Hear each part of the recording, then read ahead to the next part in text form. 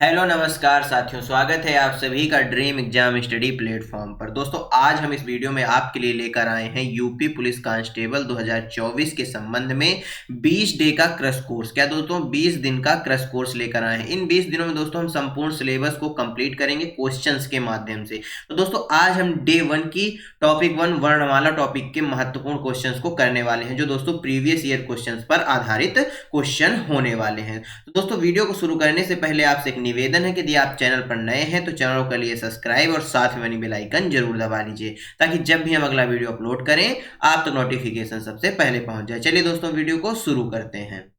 दोस्तों question number 1, कौन सा व्यंजन नासिका द्वारा उच्चारित होता है? ड़ा, जा, डा या दोस्तों दा? बताइए दोस्तों। दोस्तों जो वर्ण होते हैं, जो वर्णमाला होती है, ये दोस्तों इसमें इसको दो भागों में बांटा गया है, स्वर और व्यंजन। किसमें दोस्तों? स्वर और व्यंजन दो भागों में बांटा गया है। दोस्तों जो स्वर होते हैं यह स्वतंत्र रूप से उच्चारित होते हैं, जबकि जो व्यंजन होते हैं यह स्वरों की सहायता से बोले जाते हैं। दोस्तों जो व्यंजन नासिका द्वारा उच्चारित होने वाला व्यंजन है वह ड़ा व्यंजन है। कौन सा है? ड़ा व्यंजन है। इसको दोस्तों पंचमा अक्षर भी बोला जाता है। क्या बोला जाता है? पंचमा अक्षर भी बोला जाता है, ये भी याद रखिएगा। आगे बढ़ते हैं दोस्तों। पार्श्विक व्यंजन कौन सा है? रा या ला या ना? बताइए पार्श्विक व्यंजन कौन सा है? तो दोस्तों जो ला है इसको पार्श्विक व्यंजन भी कहा जाता है। ऑप्शन सी क्या हो जाएगा? राइट आंसर हो जाएगा। दोस्तों लुंठित व्यंजन कौन सा है? रा या ला या ना? दोस्तों ये बहुत ही इंपॉर्टेंट क्वेश्चन है, अलग अलग परीक्षाओं में पूछे गए हैं, उनको हम एकत्रित करके आपके लिए लेकर आए हुए हैं। तो दोस्तों इस क्वेश्चन का बताइए सही आंसर क्या हो जाएगा? तो दोस्तों जो लुंठित व्यंजन होता है वह रा होता है। क्या होता है? रा होता है। ऑप्शन ए क्या हो जाएगा इस क्वेश्चन का? राइट आंसर हो जाएगा। नेक्स्ट क्वेश्चन दोस्तों, निम्नलिखित व्यंजनों में नासिक के व्यंजन कौन से हैं? दोस्तों जो जिनका उच्चारण नासिका द्वारा यानी नाक के द्वारा होता है उनको नासिक के व्यंजन कहा जाता है। और दोस्तों ये हर वर्ग का पांचवा अक्षर होता है। कौन सा होता है? पांचवा अक्षर होता है। इनको पंचमा अक्षर भी बोला जाता है। क्या बोला जाता है? पंचमा अक्षर भी बोला जाता है। तो इस क्वेश्चन का जो सही आंसर हो जाएगा ऑप्शन ए ना हो जाएगा। ना का जो उच्चारण है वह नासिका यानी नाक के द्वारा किया जाता है। नेक्स्ट क्वेश्चन दोस्तों, स्वर रहित व्यंजन जब स्वर सहित व्यंजन से मिलता है तब क्या कहलाता है? संयुक्ताक्षर कहलाता है, द्वित्व कहलाता है, तालव्य कहलाता है या स्वर तंत्रिका कहलाता है? बताइए दोस्तों। जब दोस्तों स्वर युक्त व्यंजन, सबसे पहले देख लेते हैं। देखिए ये दोस्तों जैसे ये सा है, इसमें यदि हम हलंत लगा देते हैं तो ये स्वर रहित व्यंजन हो जाता है। वहीं अगर बात करें दोस्तों बिना हलंत वाले की तो यह स्वर युक्त व्यंजन हो जाता है। यानी हलंत युक्त व्यंजन, हलंत युक्त जो अक्षर होगा वह क्या कहलाएगा? स्वर रहित कहलाएगा। और जिसमें हलंत नहीं लगा होगा वह स्वर सहित कहलाएगा। तो दोस्तों जब स्वर रहित व्यंजन स्वर सहित व्यंजन से मिलता है तो वह क्या हो जाता है? वह संयुक्ताक्षर हो जाता है। यानी ऑप्शन ए इस क्वेश्चन का क्या हो जाएगा? राइट आंसर हो जाएगा। निम्नलिखित में असत्य कथन की पहचान कीजिए। व्यंजन वर्गों के तीसरे, चौथे और पांचवें व्यंजन सघोष कहलाते हैं।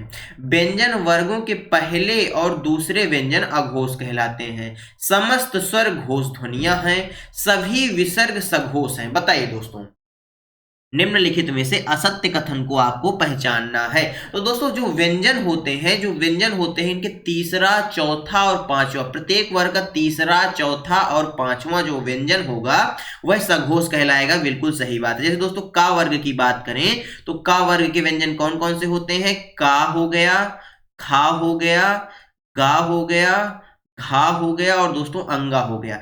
तो दोस्तों जो व्यंजन के तीसरे, चौथे यानी जो तीसरा शब्द वर्ण कौन सा है? गा, चौथा कौन सा है? घा और अंगा, ये तीनों सघोष कहलाएंगे। जबकि पहला और दूसरा जो व्यंजन होगा ये अघोष कहलाएंगे। इस चीज को याद रखिएगा। तो दोस्तों जो पहला पॉइंट है यह बिल्कुल सही है। व्यंजन वर्गों के पहले और दूसरे व्यंजन अघोष होते हैं। दूसरा पॉइंट भी सही है। और दोस्तों जो समस्त स्वर होते हैं वह भी घोष ध्वनियां होती हैं। यानी ऑप्शन सी भी सही है। परंतु दोस्तों जो सभी विसर्ग होते हैं यह सघोष होते हैं, यह गलत बात है। ऑप्शन डी क्या हो जाएगा इस क्वेश्चन का? राइट आंसर हो जाएगा। लेखन के आधार पर स्वरों की संख्या कितनी होती है? 10, 11, 13 या 7? बताइए दोस्तों। लेखन के आधार पर पूछा है, ध्यान रखिएगा इस बात को। लेखन के आधार पर स्वरों की संख्या कितनी होगी? तो दोस्तों जो लेखन के आधार पर स्वरों की संख्या कितनी होगी बताइए। दोस्तों यदि आपसे स्वरों की संख्या पूछ ले क्वेश्चन में तो स्वरों की संख्या 11 होती है, परंतु लेखन के आधार पर यदि पूछे तो लेखन के आधार पर स्वरों की संख्या 13 होती है। ऑप्शन सी क्या हो जाएगा इस क्वेश्चन का राइट आंसर हो जाएगा। क्वेश्चन नंबर 8 दोस्तों, उच्चारण की दृष्टि से राम शब्द किस श्रेणी में है? दीर्घ स्वर की श्रेणी में, ह्रस्व स्वर, प्लुप्त स्वर, या दोस्तों इनमें से कोई नहीं। दोस्तों ह्रस्व स्वरों की संख्या 4 होती है। कौन कौन से होते हैं? छोटा आ, छोटी ई, छोटा ऊ और दोस्तों री, और क्या होता है री। ये सभी क्या होते हैं? ह्रस्व स्वर होते हैं। दीर्घ स्वरों की संख्या दोस्तों 7 बताई गई है, जिसमें से दोस्तों जो 4 स्वर होते हैं वह संयुक्त स्वर भी होते हैं। कौन से होते हैं? संयुक्त स्वर भी होते हैं। दीर्घ स्वर कौन कौन से हो गए दोस्तों? पहले तो इन सभी के दीर्घ हो गए, बड़ा आ हो गया, बड़ी ई हो गई, बड़ा ऊ हो गया और बड़ी री हो गई। इसके बाद दोस्तों जो अन्य होते हैं वे होते हैं कौन कौन से होते हैं? जैसे ए हो गया, आए हो गया, ओ हो गया। ये सभी दोस्तों क्या है? दीर्घ स्वर है। प्लुप्त स्वर का ये जो ऑप्शन इस क्वेश्चन में जो पूछा गया है, जो राम है, ये बीच में दोस्तों जो अंगा टाइप में बना हुआ है, ये प्लुप्त स्वर का उदाहरण है। यानी ऑप्शन सी इस क्वेश्चन का क्या हो जाएगा? राइट आंसर हो जाएगा। दोस्तों यहां पर आपको क्या पता चला? दीर्घ स्वरों की संख्या कितनी होती है? 7 होती है। ह्रस्व स्वरों की संख्या कितनी होती है? 4 होती है। इनको याद रखिएगा। आगे बढ़ते हैं। बांस और चींटी हैं, अल्प प्राण है, अनुनासिक है, महाप्राण है, या इनमें से कोई नहीं है? बताइए दोस्तों। बांस और चींटी, दोस्तों यह जो बिंदी होती है इसको अनुनासिक कहा जाता है या अनुस्वार कहा जाता है, ये आप हमको कमेंट बॉक्स में बताएंगे। और इस क्वेश्चन का जो सही आंसर है वह ऑप्शन बी अनुनासिक हो जाएगा। नेक्स्ट क्वेश्चन दोस्तों, डा। दोस्तों डा का उच्चारण स्थान है कंठ, तालु, नासिका या मूर्धा? बताइए दोस्तों। ये डा नहीं दोस्तों, शायद अंगा है। एक मिनट हम चेक कर लेते हैं। दोस्तों बताइए इस क्वेश्चन का सही आंसर क्या हो जाएगा? तो दोस्तों यह अंगा है। क्या है? यह अंगा है। इसका जो उच्चारण डा, माफ करिएगा दोस्तों, ये अंगा है। इसका जो उच्चारण स्थान है वह नासिका हो जाएगा। क्या हो जाएगा? नासिका हो जाएगा। ऑप्शन सी राइट आंसर हो जाएगा। दोस्तों इसका उच्चारण ऑप्शन ए भी होगा। ऑप्शन ए भी होगा। क्यों दोस्तों? क्योंकि जो का वर्ग होता है इसका उच्चारण स्थान कंठ होता है, और का वर्ग के पंचम में यानी 5वें अक्षर में क्या आता है? अंगा आता है। यानी दोस्तों इसका जो ऑप्शन ए और ऑप्शन सी दोनों सही हो जाएंगे। इस चीज को याद रखिएगा। आगे बढ़ते हैं। ज्ञा किन वर्णों के योग से बनता है? ज्ञा और इया, जा और इया, आधा जा और इया, जा प्लस इया। बताइए दोस्तों जो ज्ञा है किन वर्णों के योग से बनता है? तो दोस्तों जो ज्ञा है वह जा और इया के योग से बनता है। याद रखिएगा। ऑप्शन सी क्या हो जाएगा? राइट आंसर हो जाएगा। या, रा, ला और वा किस प्रकार के व्यंजन है? संयुक्त व्यंजन है, अंतःस्थ व्यंजन है, ऊष्म व्यंजन है, या दोस्तों अयोगवाह है? बताइए दोस्तों। बात करें संयुक्त व्यंजनों की तो बताइए संयुक्त व्यंजन कितने होते हैं? यह अंतस्थ व्यंजन है, ऊष्म व्यंजन है, अयोगवाह है? ऊष्म व्यंजन कौन कौन से होते हैं दोस्तों? सा, सा, सा और दोस्तों हा। यानी तीनों जो सा होते हैं, सरौता वाला सा, सीटी वाला सा और खटकोड़ वाला सा और प्लस हा, ये होते हैं ऊष्म व्यंजन। कौन से व्यंजन होते हैं? ऊष्म व्यंजन होते हैं। और या, रा, ला, वा ये होते हैं अंतस्थ व्यंजन। यानी इस क्वेश्चन का जो सही आंसर है वह ऑप्शन बी हो जाएगा। नेक्स्ट क्वेश्चन दोस्तों, री का उच्चारण स्थान है तालु, मूर्धा, कंठ या ओष्ठ? बताइए दोस्तों। दोस्तों री का जो उच्चारण स्थान है वह मूर्धा होगा। क्या होगा? मूर्धा होगा। यानी ऑप्शन बी इस क्वेश्चन का क्या हो जाएगा? राइट आंसर हो जाएगा। ओष्ठ किसका उच्चारण स्थान है दोस्तों? तो ओष्ठ जो है यह पा वर्ग का उच्चारण स्थान है। किसका? पा वर्ग का उच्चारण स्थान है। कंठ दोस्तों का वर्ग का उच्चारण स्थान है। जबकि जो तालु है दोस्तों, बताइए ये किस वर्ग का? तो दोस्तों तालु टा वर्ग का। किसका? टा, ठा, डा, ढा, ना, यानी टा वर्ग का है। तालु किसका है दोस्तों? क्या टा वर्ग का है? नहीं दोस्तों, टा वर्ग का नहीं है। टा वर्ग का उच्चारण स्थान होता है मूर्धा। ता दोस्तों तालु जो है ता वर्ग का है, ता था दा धा ना, यानी ता वर्ग का जो उच्चारण स्थान होगा वह तालु होगा और टा वर्ग का उच्चारण स्थान मूर्धा होगा।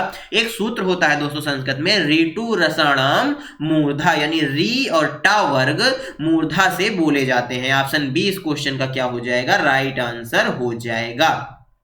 घा का उच्चारण स्थान है मूर्धा, कंठ, तालु या दंत, बताइए दोस्तों घा वर्ग का उच्चारण स्थान क्या है। घा वर्ग नहीं, माफ करिएगा दोस्तों, घा जो वर्ण है इसका उच्चारण स्थान क्या हो जाएगा। दोस्तों जो घा वर्ण है यह का वर्ग का मेंबर है, किसका है दोस्तों, का वर्ग का मेंबर है, और का वर्ग में का वर्ग का जो उच्चारण स्थान होता है वह कंठ होता है। ऑप्शन बी क्या हो जाएगा इस क्वेश्चन का, एकदम राइट आंसर हो जाएगा। नेक्स्ट क्वेश्चन दोस्तों, छा वर्ण किसके योग से बना है।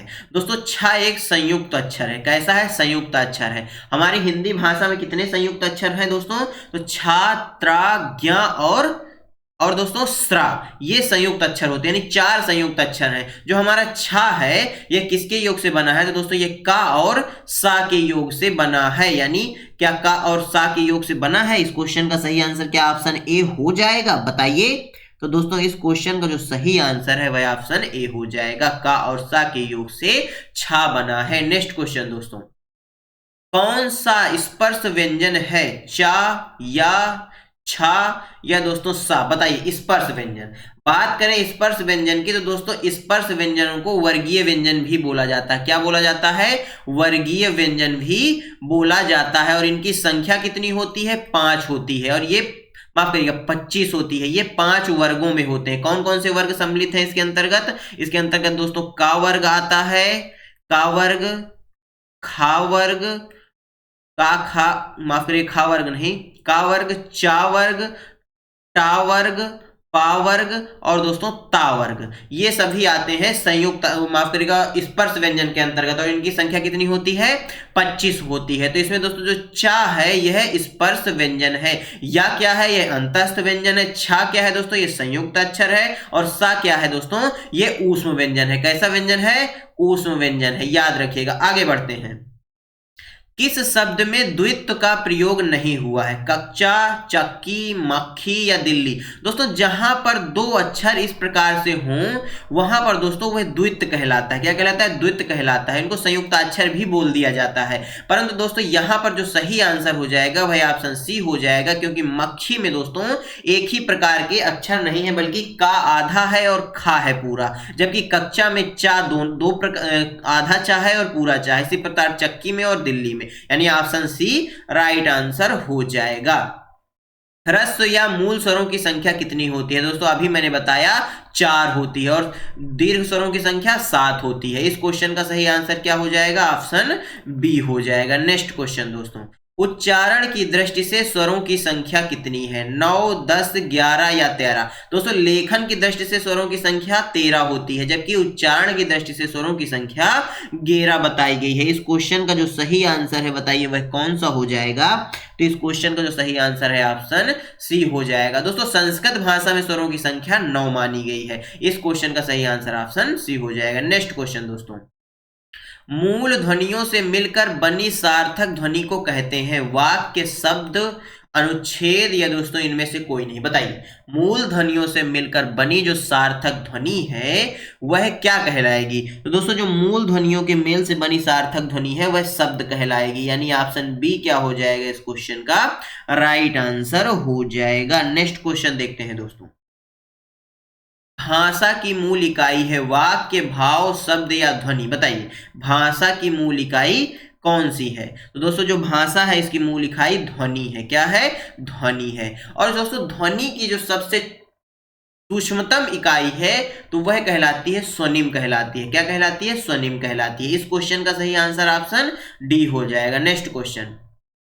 आयोगवाह वर्णों की संख्या 1 होती है, 2 होती है, 3 होती है या 4 होती है। बताइए आयोगवाह जो वर्ण होते हैं इनकी संख्या कितनी होती है। दोस्तों आयोगवाह 2 प्रकार के होते हैं। ऑप्शन बी क्या हो जाएगा, राइट आंसर हो जाएगा। अर्धस्वर कौन कौन से, ये दोस्तों परीक्षा की दृष्टि से अति महत्वपूर्ण क्वेश्चन है। या और वाह, ई और उ, री और री या दोस्तों री और सा। बताइए अर्धस्वर। तो दोस्तों जो या और वाह होते हैं इनको अर्धस्वर की संज्ञा दी गई है। ऑप्शन ए इस क्वेश्चन का क्या हो जाएगा, राइट आंसर हो जाएगा। नेक्स्ट क्वेश्चन दोस्तों, सा ध्वनि का उच्चारण स्थान क्या है? दंत्य, मूर्धा, तालु या दोस्तों ओष्ठ, बताइए।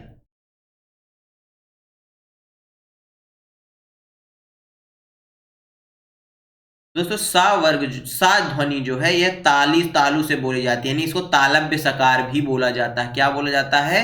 तालव्य सकार भी बोला जाता है। ऑप्शन सी राइट आंसर हो जाएगा। ए का उच्चारण स्थान क्या है? कंठ तालु, कंठोष्ठ, दंतोष्ठ या कोई नहीं। दोस्तों इनको संयुक्त व्यंजन भी कहा, माफ करिएगा, संयुक्त स्वर भी कहा जाता है, याद रखिएगा। इस क्वेश्चन का जो सही आंसर है वह क्या हो जाएगा, बताइए। तो इस क्वेश्चन का जो सही आंसर है वह ऑप्शन ए हो जाएगा, कंठ तालु इनका उच्चारण स्थान है। Option A right answer. Next question, ओ औ का उच्चारण स्थान क्या है? कंठ तालु, कंठोष्ठ या दोस्तों दंतोष्ठ? ओ औ। दोस्तों इसमें ओष्ठ देखिए, आप बोल के देखिए, ओ औ, इसमें ओठ का आकार बनता है और आवाज गले से आती है, यानी कंठ से आती है, अर्थात इसका उच्चारण स्थान कंठोष्ठ हो जाएगा। ऑप्शन बी राइट आंसर हो जाएगा। वा वर्ण का उच्चारण स्थान है? कंठ तालु, कंठोष्ठ, दंत्योष्ठ या कोई नहीं, बताइए। वा वर्ण जो है इसका उच्चारण स्थान कौन सा है? तो दोस्तों जो वा वर्ण है इसका उच्चारण स्थान कंठ तालु है। क्या कंठ तालु है, बताइए, या दंत ओष्ठ है? वाह दोस्तों, वाह। आप वा वर्ण जो है इसका बताइए उच्चारण स्थान क्या हो जाएगा? वा का उच्चारण स्थान बताइए क्या हो जाएगा? तो दोस्तों जो वा वर्ण है इसका जो उच्चारण स्थान है वह क्या हो जाएगा? दंतोष्ठ हो जाएगा। ऑप्शन सी क्या हो जाएगा? राइट आंसर हो जाएगा। नेक्स्ट क्वेश्चन दोस्तों, निम्न में से ऊष्म व्यंजन कौन से हैं? तो दोस्तों सा और हा, अभी मैंने पीछे आपको बताया, ये चारों ऊष्म व्यंजन होते हैं। ऑप्शन ए क्या हो जाएगा? राइट आंसर हो जाएगा। नेक्स्ट क्वेश्चन, अल्प प्राण वर्ण कौन से हैं? का और खा, का और गा, का और खा, ता और था, दा और धा, बताइए दोस्तों अल्प प्राण वर्ण कौन से होते हैं? तो दोस्तों जो अल्प प्राण वर्ण होते हैं वह कौन से होते हैं, बताइए। वह होते हैं दोस्तों किसी भी वर्ग